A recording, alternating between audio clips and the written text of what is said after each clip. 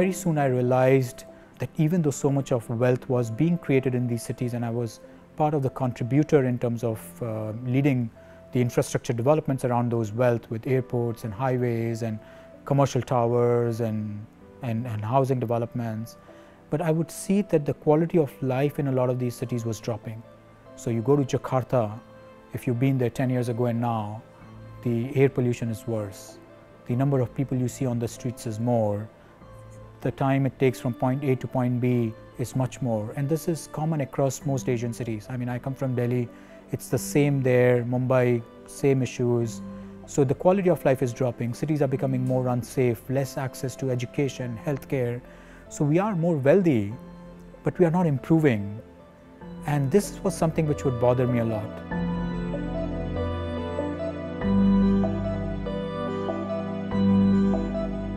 So Weatherhide was inspired by an incident in 2013 where after communal riots about 50,000 people had been rendered homeless, and they had been living outside of their towns and villages. And while these families were living outside in kind of camps and temporary accommodation in fields, winters arrived and about 30 children died over a course of few weeks.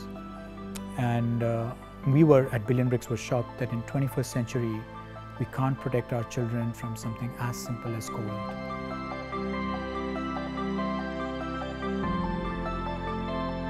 So Weatherhide was really the first, I would say, a shelter designed with a very specific goal to make sure that people don't die of extreme weather. And the three principles that worked for Weatherhide were the fact that it would trap a family's body heat to keep them warm in extreme winter. It could be flipped or reversed, and it would reflect the heat out in summers. It would be totally waterproof and wind resistant. But at the same time, it would be designed not for an individual homeless, but for a family of at least 5.